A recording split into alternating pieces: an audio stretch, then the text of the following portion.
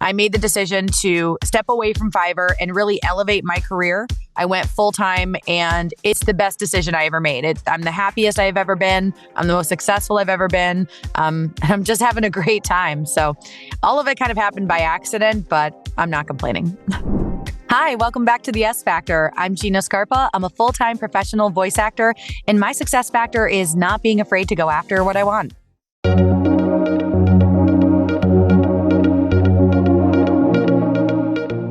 Good morning, Gina. Welcome to the S Factor. How are you today?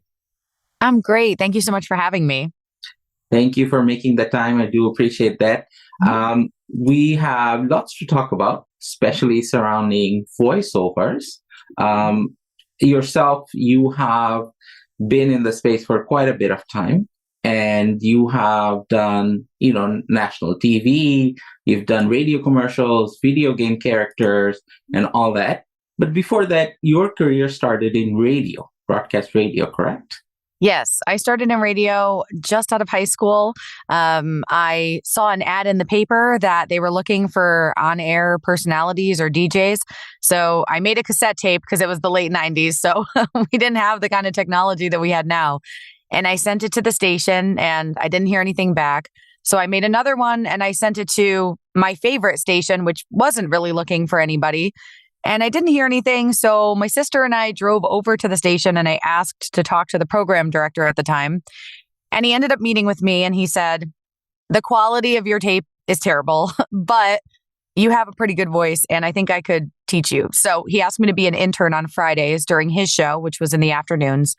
And after I went to school at my university, I drove over to the station and I just learned everything I could about radio. I credit him with the success that I have today because he gave me that first chance. And within about 6 months, I was on the air. And then I was on the air in Connecticut and New York for almost 10 years.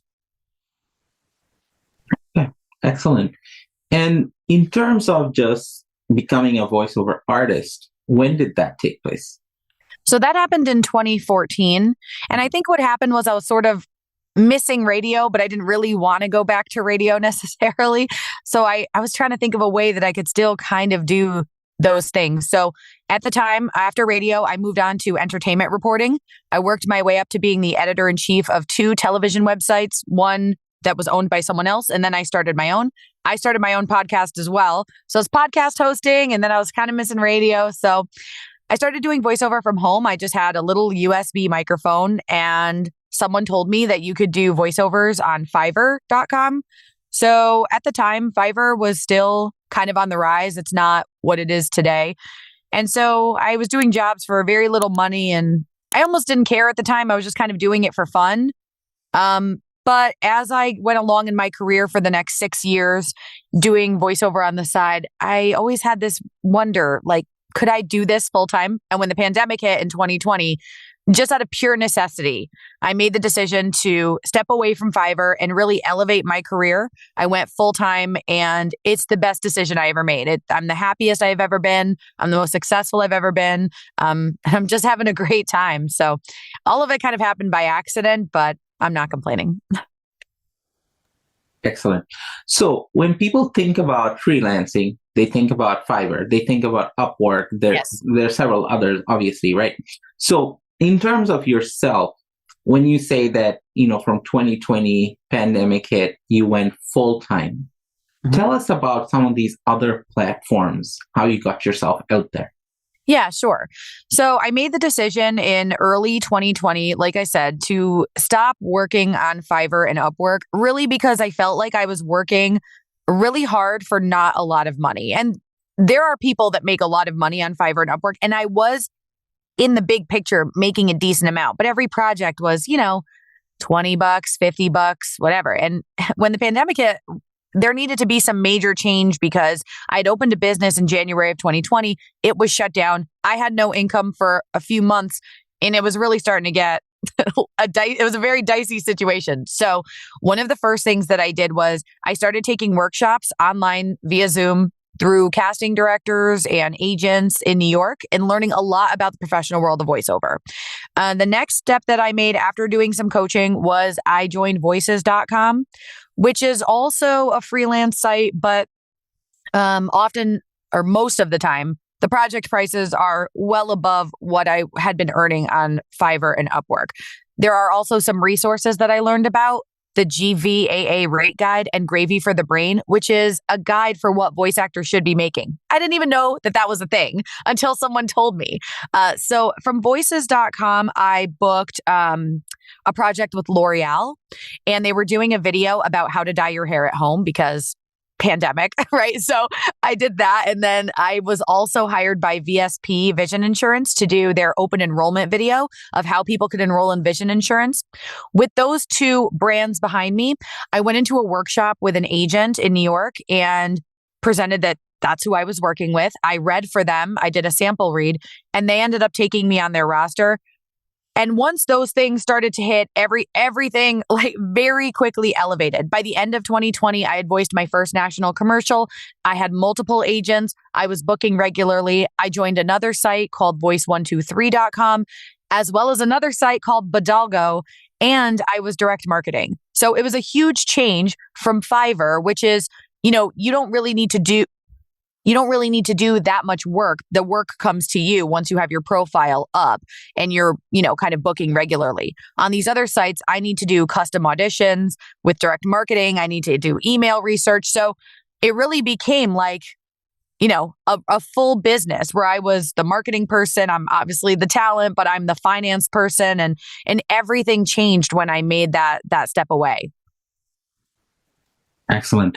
And is it fair to say that you've gone from what was essentially a side hustle to what is now a six-figure business? Yes.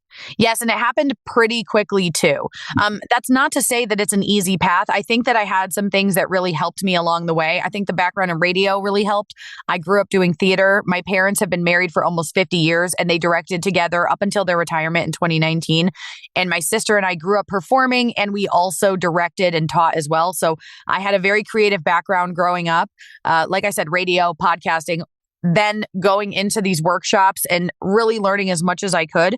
So in 2020, I earned, a decent income for my first year. But the last 3 years, I've doubled my income year over year. And so in 2022 was the first year that I hit over six figures. And I was just trying to reach it, but I ended up really, decently surpassing it. And I was so happy. And it's crazy how much that happened in just a 3-year period. If I had known that, I think I would have probably started voiceover a lot sooner. I had no idea the potential. And I have friends that make way, way above, six figures and are doing it from home and happy and successful.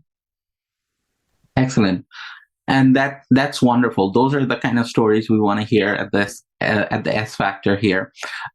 So the other day I met someone and she told me that, what, everyone says she has a nice voice. And it's like, she was saying that, what, can I actually do voiceovers? And I said, yeah, sure, you can do it. And I was telling her about you that, what, I'm going to have Gina on one of the future episodes. You can definitely check it out.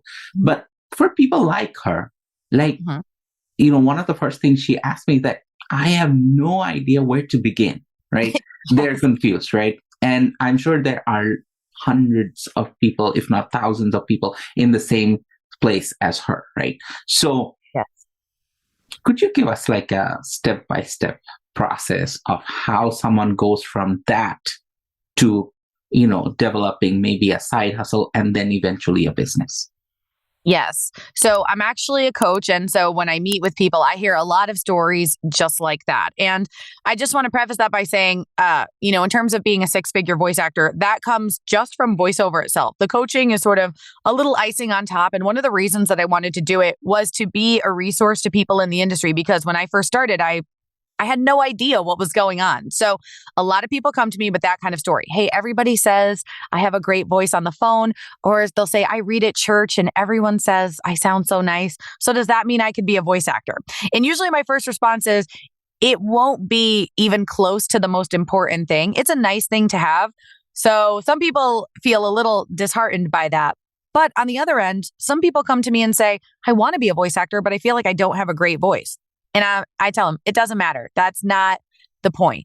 A lot of the point of voice acting is to be able to deliver the script in a very convincing and conversational way. So it's really acting first and then your voice. It doesn't necessarily matter what your voice sounds like. It doesn't matter if you can do a lot of impressions. You can be successful at voiceover. So the first step would definitely be to invest in some coaching or some classes and workshops. And you can find some really great places where you can do that. But I think that's really important because I think you need to understand what works and what doesn't work in auditions. You really need to know how to even run a voiceover business. So learning about the business itself is very important.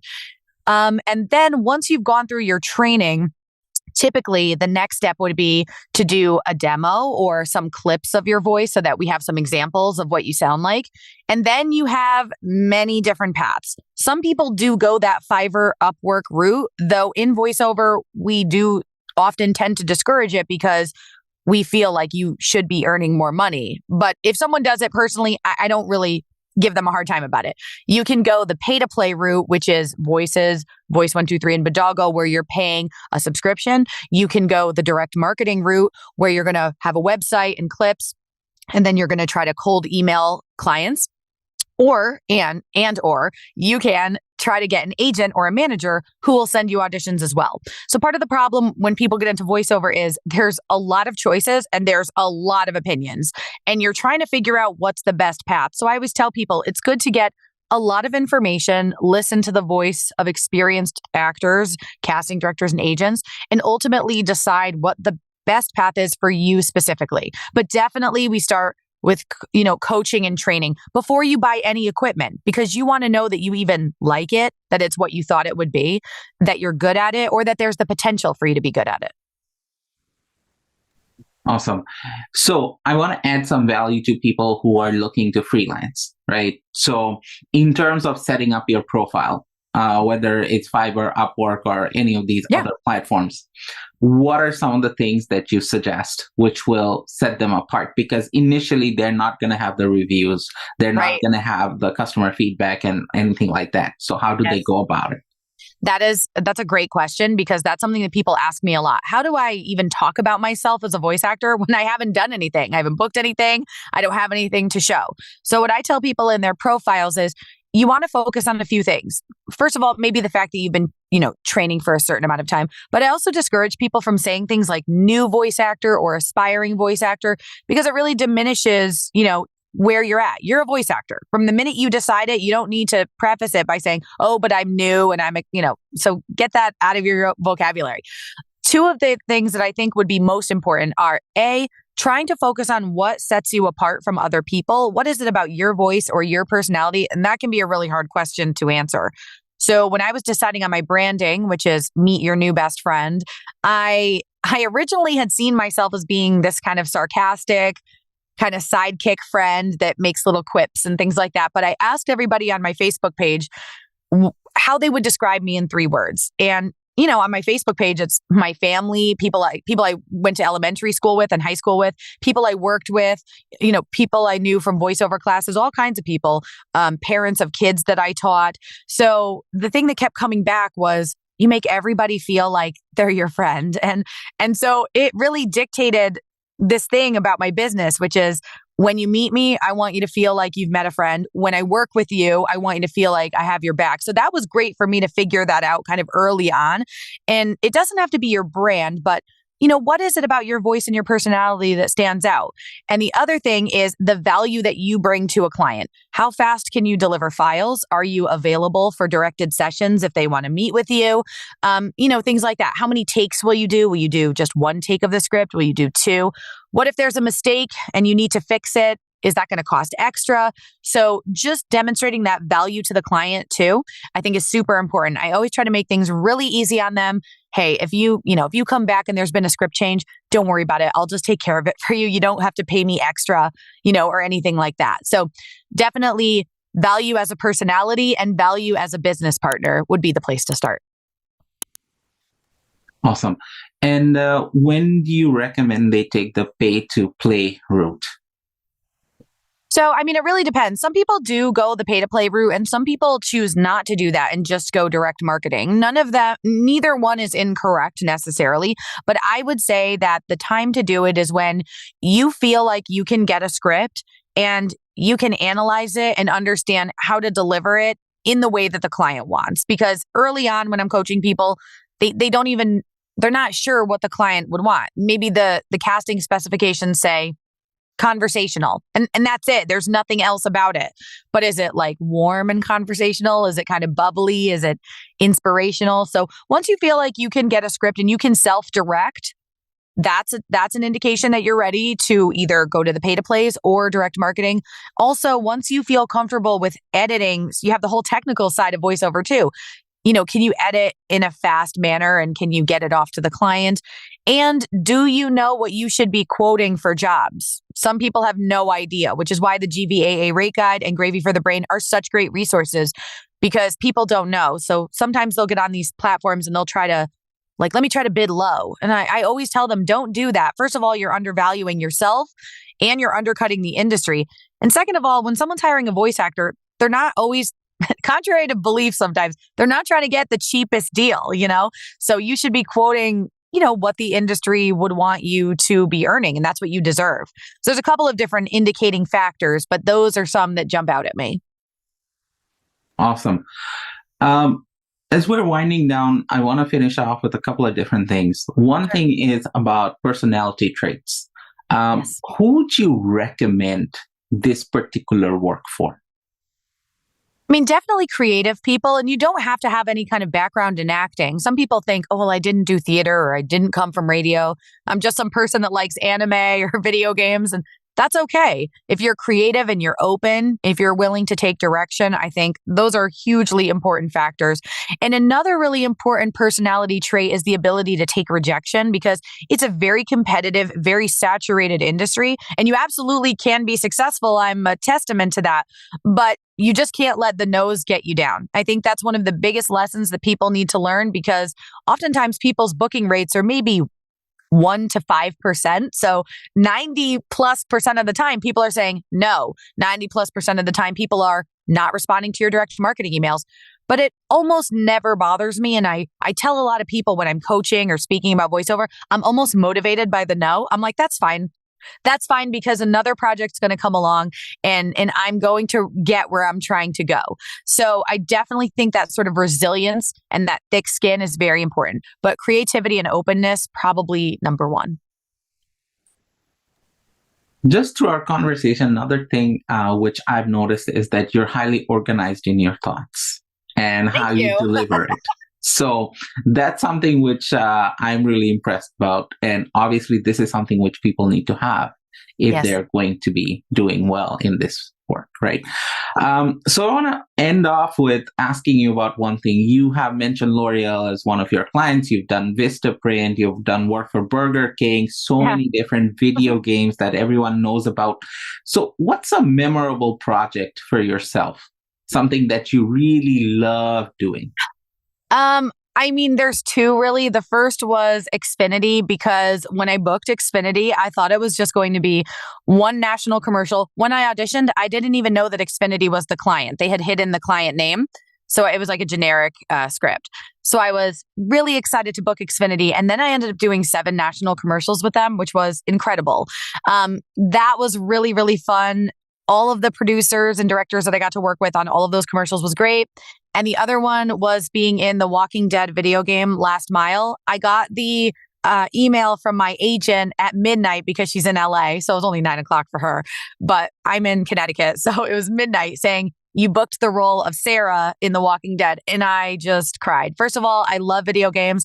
I'm a super passionate gamer, which most people are often surprised to find out. So it was really a dream come true. And I loved the character. It was this woman who's pretty much lost everything and all she had was her dogs. And I have 2 dogs. And I really related to her and her struggle trying to, toughen up during a very difficult time, which is something I've had to do in my life as well.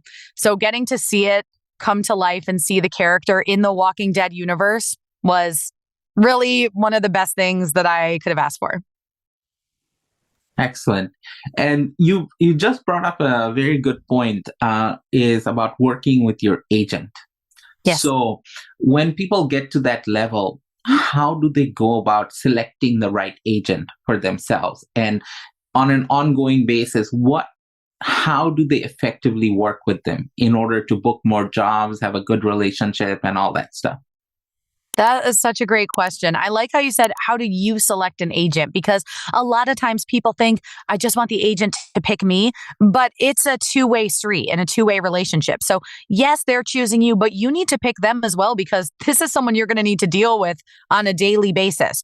In voiceover, we have agents, many of us have agents in every major market. So whereas in theater or on camera, you would just have your New York agent or your LA agent, we have agents in New York, LA, Atlanta, Chicago, Dallas, and Austin, everywhere. So now we have multiple agents and managers, and a manager that we need to balance those relationships with.